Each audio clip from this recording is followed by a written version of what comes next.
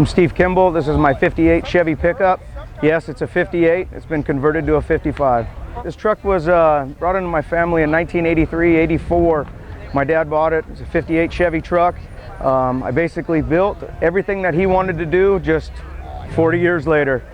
He got in an accident in 86, then he restored it. From, I was 10 years old. This is what got me into cars. We used to go to the Orange County Cruise Association car shows all through Orange County once a month. I told my dad I wanted it, and it had been sitting for like 8 years, and he's like, hey, I'm not ready to part with it. It's not the time. I said, okay, I understand and respect that. So I bought a 57 big window truck, and my dad came over to visit, and he's seen the truck, and he goes, wow, that's a rust bucket. And I go, yeah, your 58 would be a lot easier to do.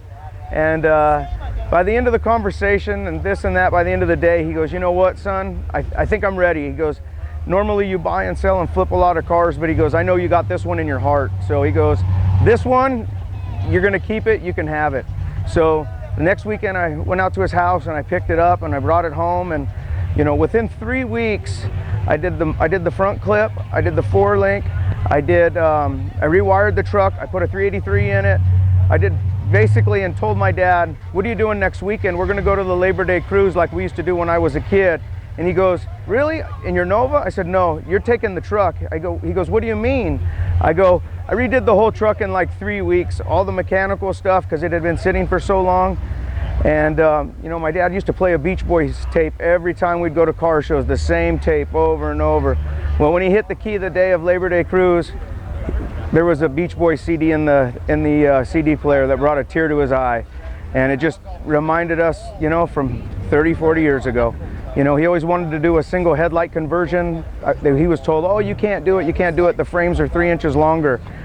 Cut the front of the frame off, remount the core support, add some deuce sheet metal, it's a done deal, no big deal. So like I said, 10 years ago, I did all the drivetrain pretty much. And I started on it about a year ago, and it took about 8 months, and we did all the body work and all the paint in my buddy's garage.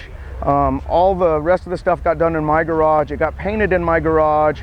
Another buddy of ours came and color sanded and buffed it, and we just put it all together, and it's a pretty low dollar build all in all. Do everything myself and just try to keep it to where you can enjoy it. You build them too nice, they're hard to drive, and they're hard to leave them in a parking lot and hard to enjoy. I used TCI's Mustang 2 front clip, I used their 4-link, I used all their brakes, all their master cylinders, all the stuff.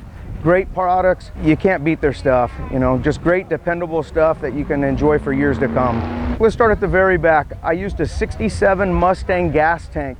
It's a 21-gallon gas tank that then gets the fuel tank out from behind the seat.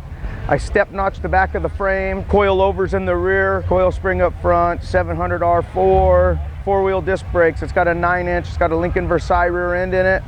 It's 20-inch wheels in the rear. It's just a crate 350, nothing special, just a driver, vintage air conditioning. I had California Auto Upholstery do the interior. They did a great job on that.